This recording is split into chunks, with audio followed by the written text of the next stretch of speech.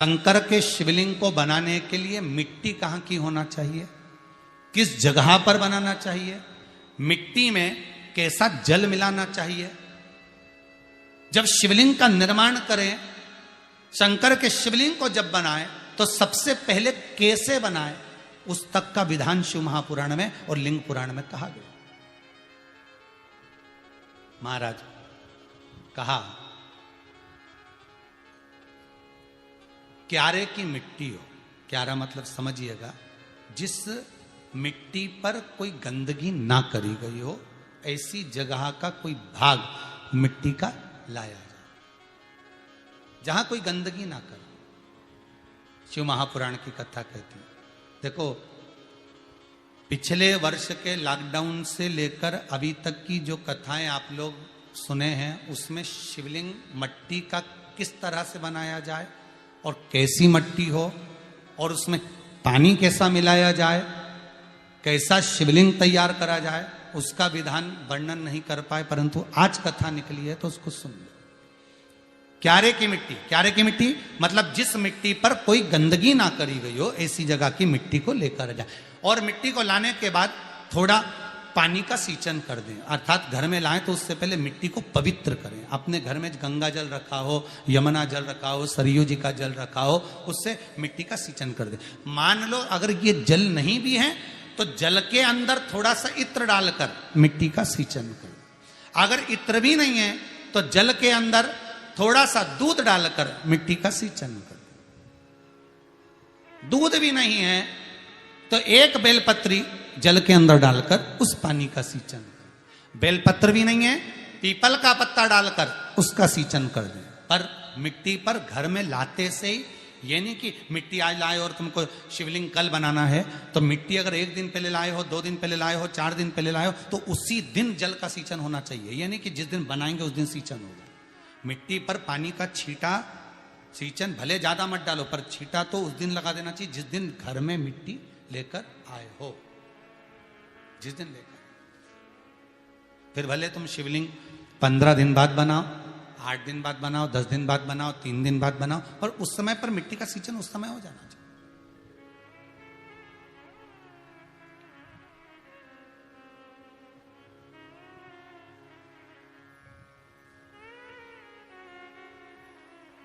फिर कहा जिस दिन शिवलिंग का निर्माण करो उस दिन प्रातः में अगर आप शिवलिंग बना रहे हैं तो ब्रह्म मुहूर्त में मिट्टी को गला दो। किस पानी से गलाना है उसका भी प्रमाण, उसका भी शास्त्र वर्णन करा। किस जल से गलाया जाए, शिव महापुराण की कथा कहती है अगर आपको आज शिवलिंग का निर्माण करना है, शाम को आप शिवलिंग का निर्माण कर रहे हो, तो अपने पानी का जो मटका होता है, हंडा होता है, रसोई घर में जहां पानी भर कर रखते हो, उसके नजदीक में एक कलश जिसमें अलग से ताजा जल भरा जाए और उस पर प्लेट ढकी हो और उस पर एक चावल का दाना रखा हो, उस जल को लेकर आओ। थोड़ी देर रखा रहे, आधा घंटा, 2 घंटा, 3 घंटा, 15 मिनट, 20 मिनट, पर वो पानी वहां रखा होना चाहिए। रसोई घर में अन्नपूर्णा का निवास होता है, परिंदे के पास पितरों का निवास होता है। अन्नपूर्णा, पित्र सब रसोई घर के भीतर विराजमान होते हैं। शास्त्र कहता है 33 कोटि देवता एक समय के लिए, एक क्षण के लिए हमारे रसोई घर में प्रवेश करते हैं। इसलिए रसोई घर को तुम पूरे घर को स्वच्छ रखो ना रखो, पूरे घर को तुम साफ रखो ना रखो, पर रसोई घर एकदम क्लीन होना चाहिए, साफ होना चाहिए, स्वच्छ होना चाहिए। आज के जमाने में तो खैर गया, पर पहले जब मट्टी के चूल्हे होते थे, जब चूल्हा बंद होता था तो उसको गीला कर कर, गोबर को या पानी में उसको गीला कर कर, एक कपड़े को गीला कर कर पूरे चौके को, रसोई घर को पोंछा जाता था। मिट्टी का होता था वो, तो भी उसको पोता लगाते थे, पोंछते थे।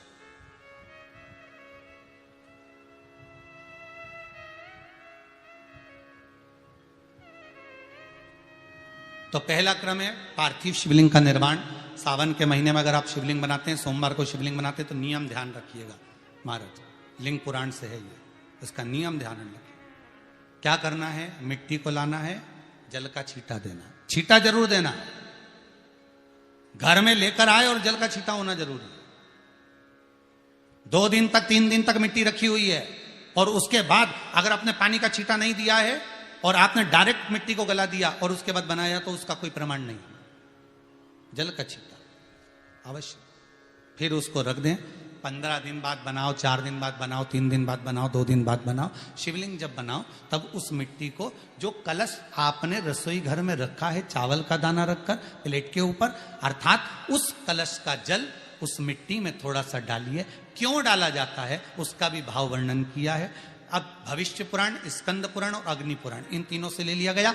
वर्णन किया गया, जब उस कलश का जल हम डालते हैं तो उस कलश में पितरों का भाव आ जाता है, अन्नपूर्णा का भाव आ जाता है, घर में लक्ष्मी का भाव आ जाता है, संपदा का भाव आ जाता है। पूरे 24 घंटे के अंदर एक क्षण के लिए रसोई घर में 33 कोटि देवता आते हैं, तो वो देवता का सारा भाव उस कलश के अंदर आ जाता है। और वो जल जब हम उस मिट्टी में मिलाते हैं तो गंगा, यमुना, सरयू, सरस्वती, ये 33 कोटि देवता में, तो इन सब का आनंद उस जल में आ जाता है। और वो जल जब हम मिट्टी में मिलाते हैं तो मिट्टी पवित्र हो जाती है, स्वयं कैलाश अधिपति को स्वीकार करने के लायक हो जाती है, निर्मित करने के लायक हो जाती है।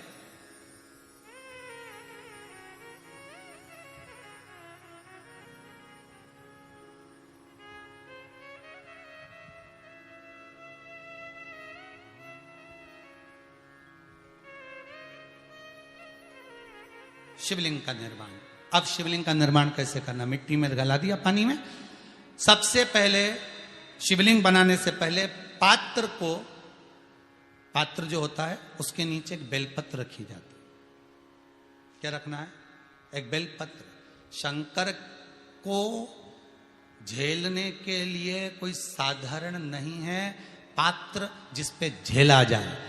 स्वयं गंगा शिव की जटा में, और आप शंकर के शिवलिंग का निर्माण कर रहे हो, कोई साधारण नहीं हो सकता। स्वयं आप विदेश्वर संहिता के अंतर्गत पढ़े कि ब्रह्मा और विष्णु, ब्रह्मा ऊपर जा रहे हैं, भगवान विष्णु नीचे जा रहे हैं, तो पता नहीं कर पा रहे कि यहां चरण कहां पर और शीश कहां पर है, उसको जान ही नहीं पा रहे।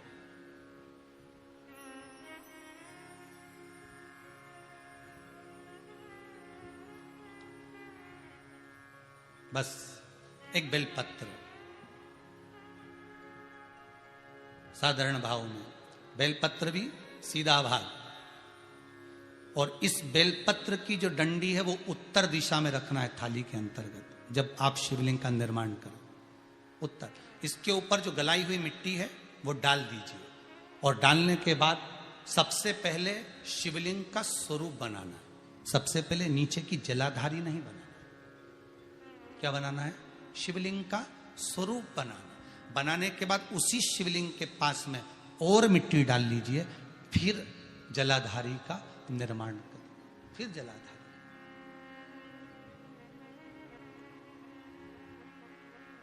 शिवलिंग जलाधारी निर्मित हो गई। शंकर जी का संपूर्ण परिवार शिवलिंग में रहता है, आपको पहले भी कहा।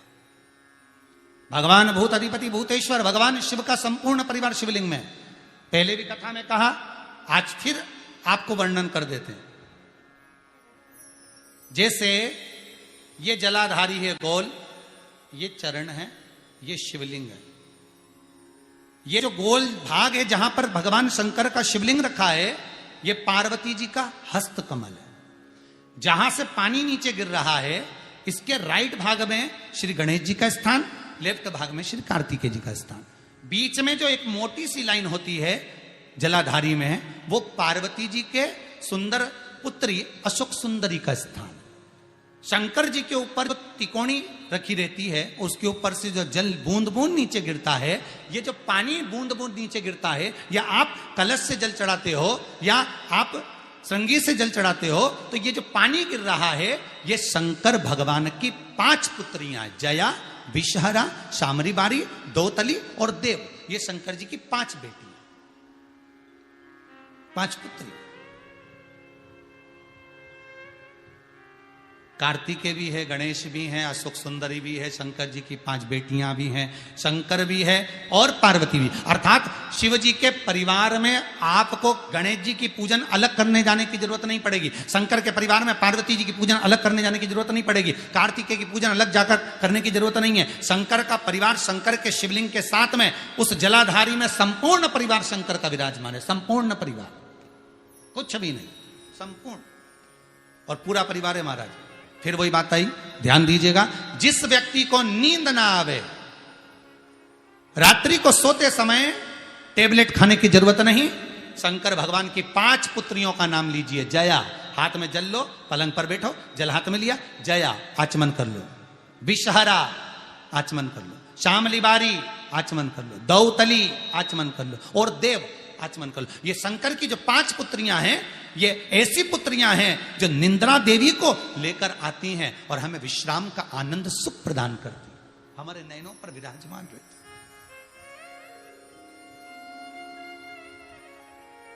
हाँ, यदि विवाह नहीं हो रहा, शादी नहीं हो रही है, बहुत समय से लगन देख रहे हो, शादी नहीं हो रही, बहुत समय से परेशान हो गए कि विवाह ही नहीं हो रहा, हम तो टेंशन में पड़ गए, लड़की 28 साल 30 साल का लड़का हो गया, विवाह नहीं हो रहा, कुछ मत करो। अष्टमी तिथि आए तो अशोक सुंदरी वाली जो जगह है वहां पर हल्दी की 7 बिंदियां लगा दो, लड़का लड़की का हाथ उस बिंदी पर रखवा दो, उसका नाम गोत्र बोलो, उसी हल्दी में उसके हाथ पीले करवा दो और पीपल के पेड़ पर उस हाथ के 5 छापे पड़वा दो, 3 महीने में विवाह पक्का हो जाता है महाराज। उसका इतना, अशोक सुंदरी के उस हल्दी का इतना प्रमाण,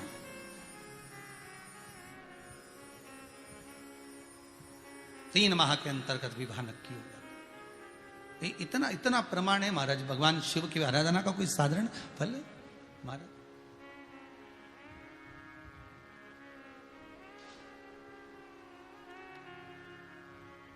निर्मित करा शिवलिंग।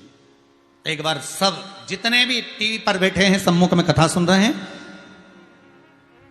फेसबुक यूट्यूब पर सुन रहे हैं, एक बार साथ में समझें वापिस निर्माण को, शिवलिंग के निर्माण को। मिट्टी लाए, स्वच्छ जगह की, जल का छींटा दिया, रखा। जब शिवलिंग बनाया तो 1 कलश पानी पहले से 2 घंटा, आधा घंटा, 15 मिनट, 20 मिनट पहले उसको रख दिया, उसी पानी से उसको गीला करा। गीला करने के बाद उसका निर्माण सबसे पहले बेलपत्री, बेलपत्री के ऊपर मिट्टी, मिट्टी के ऊपर रखकर शिवलिंग का निर्माण, फिर जलाधारी का, जलाधारी का निर्माण और शिवलिंग का निर्माण पूर्ण होने के बाद में फिर बाबा का सुंदर भाव से आप श्रृंगार करें, अभिषेक करें, पूजन करें। और एक बात याद रखना, पार्थिव शिवलिंग का अगर निर्माण करा है तो आपको वो पार्थिव शिवलिंग को रात्रि होने से पहले विसर्जन होना जरूरी है। हां, अगर कोई शिवरात्रि का दिन है तो फिर आप पूरी रात रख सकते हो, हरतालिका तीज का दिन है पूरी रात रख सकते हो, बड़ी तीज है, छोटी तीज है, आप शिवलिंग बनाए हो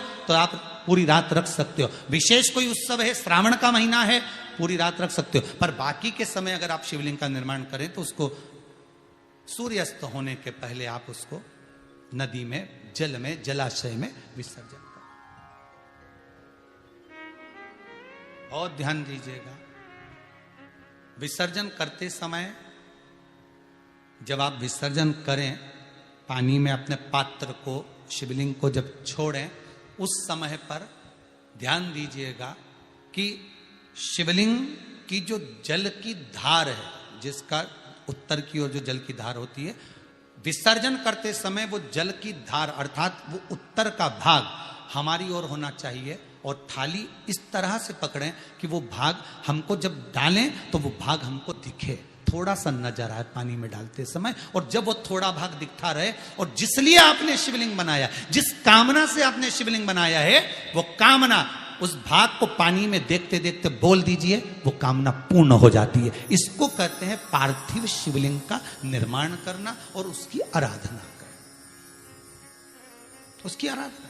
कई लोग करते हैं, बना भी लेते हैं, पूजन भी करते हैं, और कई बार कहते हैं हमारा काम नहीं, तो उसमें भगवान का दोष नहीं है, दोष अपना देखो। आप आए नहीं, सुबह हो गई, मेरी पूजा की थाली धरी की धरी रहे। ऐसे ही नए नए जानकारियाँ और नए नए उपायों के लिए हमारे चैनल को सब्सक्राइब कीजिए। मिलते हैं अगले वीडियो में। श्री शिवाय नमस्तुभ्यम।